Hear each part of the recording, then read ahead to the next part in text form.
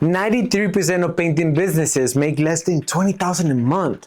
And after going from zero to 72,000 a month in my own painting business, I realized it's because there are 3 critical steps. So in this video, I'm gonna break down what these 3 costly mistakes are and how you can avoid them so you can start making more money than you ever have before.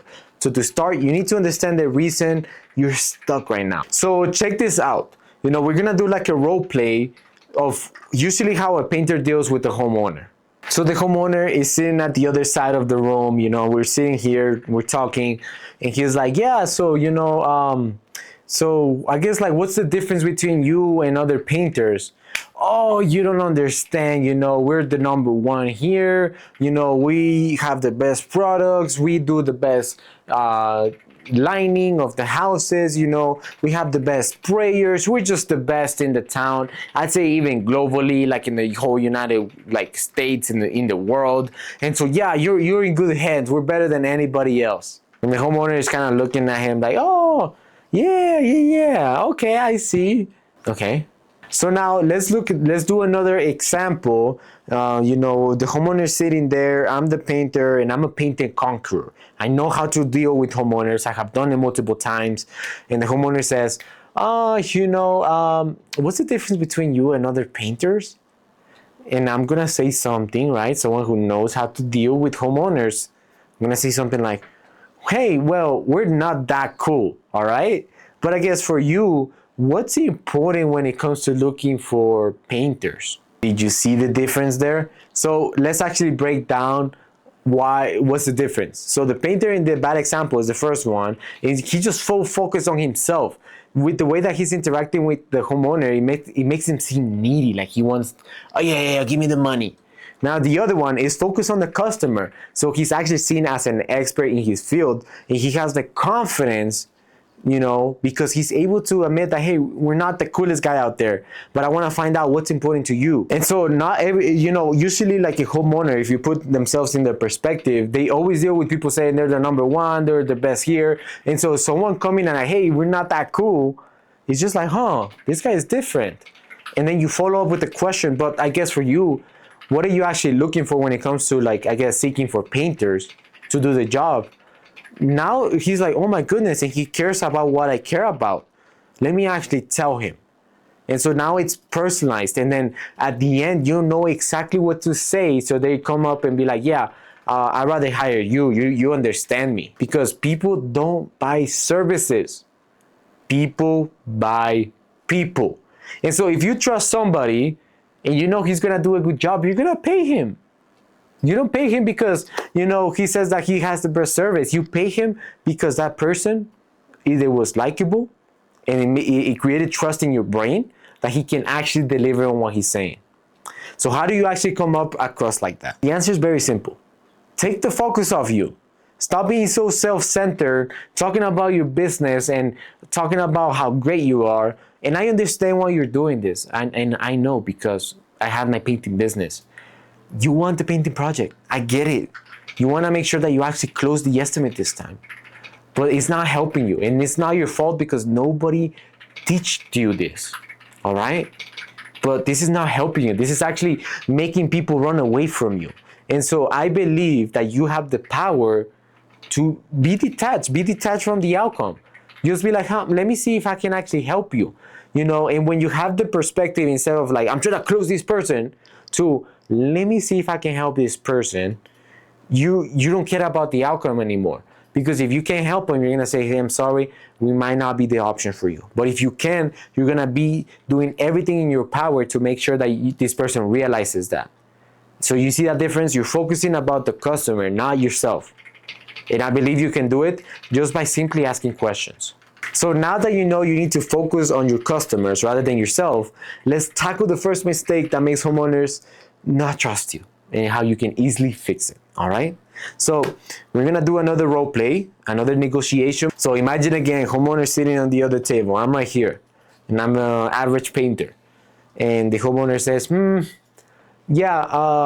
everything looks good, but it's quite expensive. Can you do it for $1,000 less? And the normal painter says, well, we can't really decrease our prices because we're the number one, and we want to make sure we actually do a good job and deliver on time and make sure everything, we don't cut corners like the other painters do. And so yeah, usually you pay for what you get, don't you?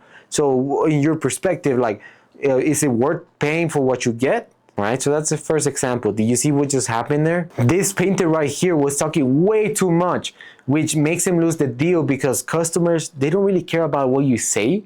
Whatever you say just comes from one ear to the other. But rather they care if you can solve their problems. And so in this scenario, if the prospect cares about the price, you're not helping him resolve that problem in his mind. What you're doing is telling him that he's dumb for not paying for what he's supposed to be getting. And so you need to really, really be careful about that. Make sure that you're asking, dig a little bit deeper. So we're going to take a look at this example, but you don't want to be doing that. You don't want to be so self-centered. So same thing. Homeowner is sitting there. I'm sitting here. But this time I'm a painting conqueror. I understand how to navigate negotiations. So the homeowner says, Carlos, I really like it, but it's too expensive. Could you do it for $1,000 less? Could you do that? Yeah, I mean, that's not a problem. I guess, like, when you say the highest to price, like, what do you actually mean by that? So do you see the difference? Rather than talking about me, I'm trying to understand by saying less and asking more to find some valuable piece of information that can make the negotiation move forward. All right, so the secret lies in talking less than your customers and asking more questions. So that way you can gain valuable information that you need to win the deal. One simple question, like, what do you mean by it's too expensive? It can reveal a lot to you. And they might say, like, well, I don't think it's worth that. So now you know that they don't understand the value. Or they might say, like, well, it's because I don't even have access to the funds. Doesn't mean that they don't think that it's valuable or that it's worth $8,000, for example. It's just that they don't have the funds, so you need to deal up, like, more logistical. Where do you find the funds to actually do this? All right, but you cannot assume or say, like, hey, you get what you pay for, blah, blah, blah, we're the number one. You're not going to get anywhere. But what questions do you actually need to get an agreement then? So step one, consequent questions. So these are questions that you ask someone to see if he understands, I guess, the consequences of not taking action.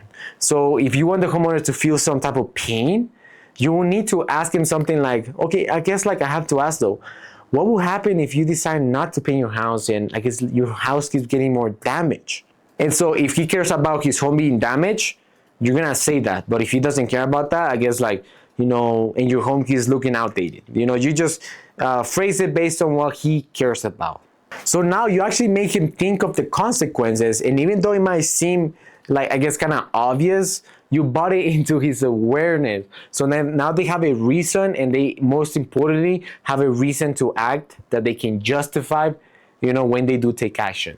And then it moves us into step number 2, find the pain point. And so going back to the example that I gave you of, like, it's too expensive. Let's say the homeowner says, I just don't have the budget. You can say something like, okay, I understand and I can appreciate that money might be an issue. What are some ways you can resolve that so you can actually get the funding or credit, so you can get rid of, your home looking, probably getting more damage, and then expensive repairs might come, and you can actually get a painting project that's done well. And they might say something like, I just really can't do it, Carlos. I don't have anything. I don't have credit cards, nothing. So you're going to ask a consequence question, right? So this is the consequence question. John, I guess I have to ask, like, what will happen if you don't do anything and your house is getting worse and now more expensive repairs come? How are you actually going to pay those repairs and paint on top of it by then? You see that? You see how that works? You're letting him know, hey, if price is a concern, how do you see yourself paying later when you have more expensive repairs? How are you actually going to get the money then, and then having to paint on top of it afterwards? And so that creates more urgency inside of him, and he understands, oh my goodness, I guess, like, what are some ways? No, I don't want that. I guess I could use my savings. Okay, so that could be a possibility. So consequence questions, remember. Then it moves us into step number 2. We want to find some type of pain. So in order for someone to change, there has to be enough pain to want to change. Pretty simple. So how do you actually find pain? If the consequent questions didn't find the pain for you, then you need to step aside a little bit backwards. And instead of trying to come to an agreement, try and find out a little bit more about the current situation and what they're even with you right now. So for example, let's say I'm with the homeowner and I'm trying to get him to agree to a 7,000 exterior project. If he's telling me I need to think about it or trying to discount money, then I know I didn't do a good job in discovering his pains earlier.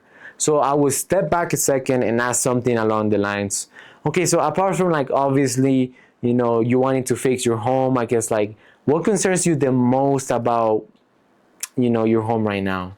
Then I would dig deeper until he starts realizing that his home is in bad condition. And if this person came from an ad, door knocking, whatever source he came from, and he scheduled a quote with you, he has a need. All right. So I just want you to understand that he has a concern that you need to figure out. It's not just like, oh, I was just curious to book a time with you, waste 1 hour of my time, get an estimate, just to tell you I need to think about it at the end. It really doesn't happen that way. They have a concern here in their brains. Something you said, something they saw in the ad, make them realize, hey, that's me. I resonate with this. Let me see how much it costs. You just didn't do a good job yet.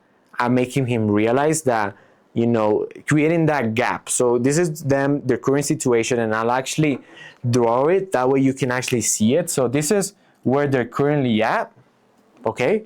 And this is where they want to be, okay? So they want to go from here all the way there, all right? Hope that makes sense. So they want to go there, but they're down here, all right? And so this is what you call the gap. The gap is the things that are missing. All right. So the things, what's actually stopping them from moving forward to getting into, I guess, beautiful home, fixing their home, whatever their pains that they want to get fixed. All right. And the more you stretch this gap, so the bigger this gap actually gets, and let's say it goes something like this, and now they see themselves, to actually get that, there's bigger things in here that I never realized. So this is no longer the gap anymore. The gap became bigger. They have more reasons to take actions to get there. All right. So eventually, at first, it was about, I want to get a beautiful home. It's not enough gap. Like, yeah, they feel a little bit discontent. They don't like their home, but it's not enough to give you $8,000. You need to stretch it out. Tap into some emotions like, what will happen if more expenses come by because you didn't pay your home? What do you see happening next? And so now you're digging deeper, and they're going to be like, you know what? I didn't think about that. And so that's your job as an expert, making him realize, hey, there's some consequences if you don't do anything. So hope that makes sense. You want to dig into the pains, expand that pain, and the bigger the pain, the more likely they're going to pay. The smaller the pain, the more likely you're going to get too expensive. Let me think about it. Talk to wife, talk to doctor, talk to the lawyer, something along the lines like that. This possibly resembles, maybe that has happened to you. I don't know. But if that happens, it might mean the gap is not big enough. And then it brings us into step number 3, getting some sort of commitment. So once someone understands their pain, you need to ask them what they're willing to do to change their condition. All right. So imagine another example before we go into here. Let's say a homeowner tells me, yeah, my home is starting to look in bad shape and I definitely don't want to be doing any repairs. I will ask him something like, okay, so what do you think you have to do to avoid those expensive repairs and you can get that beautiful home? And he might say, well, I need to pay my house. And before he changes the topic, you might say like, I guess like, why now though? Why not just delay it and not do anything? Well, like I said, I don't want those expensive repairs. But apart from that, like, what do you actually see happening that might make you not wanting to wait? Well, because if those expensive repairs comes, I don't know where I'm going to get the money. And so now you can see he has 2 commitments on why he has to change. All you're doing is just reinforcing a commitment because now he's explaining to you why he has to pay, not the other way around. And so you create some sort of commitment in their heads. And after they give you some sort of commitment, you can ask them if they would like to get it booked in your schedule. And it's easier for them to justify the decision logically. We buy with emotions. Remember that. we buy with emotions. And so later we justify with logic. And so if you make someone emotional, make him realize consequence, commitment, why he needs to take action. You get into the emotions. When it comes time to take action, they start to put the patterns together like a puzzle. They start to like, well, it was about time. I mean, it was 10 years since we last painted. Yeah, we needed to paint. And they justify their decision. And that's how it's worked. But if you always tap into the logical, you're never going to move the brain. The brain doesn't move by logic. It moves by emotions. And that's basically it. With this, you have taken control of the negotiation and helped them realize why they must paint their home without saying it. But even if you now know how to take control of a negotiation, so they can actually take action, you need to avoid this next mistake because it could cost you tens of thousands of dollars. So please don't do this. And I'm going to actually tell you a quick story to emphasize this. So I remember giving a quote with my brother to a lady who wanted to paint her exterior. And within 5 minutes, I already knew what type of lady she was, right? She wanted the cheapest price. And my head was pounding, my mouth was dry after talking and talking, trying to justify my price. And she just stands up and says, either you take my offer or you don't get anything. And in my head, I was just like, what the fuck is wrong with her? She's a crazy bitch. What the fuck does she want? Because we're talking about a big 3,000 square foot home where she wanted us to do stucco repairs. Like in the whole, like there was stucco, patches that we would have to do during the whole like exterior. And paint on top of it using the best paint. But she was not willing to pay more than $7,000 for that. I would be taking a loss even. I wouldn't have gained anything. And so I wanted her to pay me the price that I was worth. And I believe, I can't remember the exact number, but we were charging like double the price. At least 50 to 60% gross margins, all right? Anything else I'm not doing for. But she wasn't willing to pay, and she told me, 3 painters already gave me lower bids anyways. And I just wanted to walk away, but I'll be honest, I kind of panicked because I actually needed the job because I had an empty spot in my schedule, and so I decided to match her price to win the job. And it was the worst mistake I ever did. I thought I was actually going to get the job, but to my surprise, after I decided to, agree, okay, fine, we're going to do it for $7,000. I was just justifying it in my head.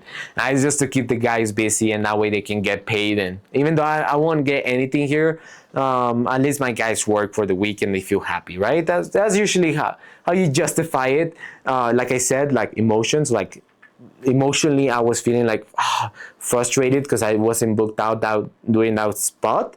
And so you start justifying logically, right? It didn't make sense, but that's, you know what I mean. But the surprise was that she said, let me talk with my husband and I'll get back to you tomorrow. So the next day she texted me asking for even a lower price. I just ghosted her after that. And that's when it hit me. It's never about the money. If it were, she would have already picked the 3 other cheaper guys. She called me because she trusted me. She saw my reviews, the reputation, the presence. She felt confident with me. But the moment I started to sell like a desperate amateur, I became just another painter and lost that credibility in her eyes. And from that days, I never lowered my price anymore, and I started to stand firm and confidently like a trusted expert. And that's when the real sales started coming in. When you start to, help homeowners realize, hey, what are some ways you can get the funding instead of lowering the price? They see you as like, yeah, this person is not taking bullshit, He stands for what he stands, and I actually trust that. But now, how do you actually make someone buy from you if they actually believe you are too expensive? All right, so let me show you. Step 1, understand what expensive means to them to begin with. So never assume. Ask something like, when you say it's too expensive, like how so you mean? Now, the next thing, step number 2, tell them a quick story to break their beliefs about expensive things. So let me give you an example. I bought a cold plunge 2 years ago, which is kind of like a hot tub, but like extremely cold. And I bought the cheapest one. And now I have to deal with it breaking all the time since it's made out of rubber and cheap material and the machine just stops working. And if I would have invested a little bit more, I would have gotten a better one. And now I can't even use my cold plunge. I haven't used it for 6 months. So, that story helps break your belief. Maybe have you considered that paying for cheap stuff usually comes out more expensive in the long term? All right. So quick story, it could be a personal story, it could be a story about someone, but something that makes you realize, yeah, I think I'm tripping here. And then you move into step number 3. So ask some sort of action. So for example, after it looks like the relief has been broken, you can ask something like, so how do you think you can get the funds necessary so you can have a beautiful painted house without having to see it peeling off, after a couple of years? And this will make them find ways to get the funding to pay you what you're worth, because they understand why they're paying more now. Rather than you telling them, they understand now. And now the thing is, even though now you know how to win negotiations, so you can actually get more painting projects, there's one more thing, one more thing you need to master, because if you don't, it doesn't matter how great of a negotiator you are, it just won't work. All right, so watch this video next, because we already broke down a lot, where I'll show you how I will start a 72,000 painting business in 2026. So watch that video. You're gonna get a lot of value in there. All right, my name is Carlos. Take care. Bye.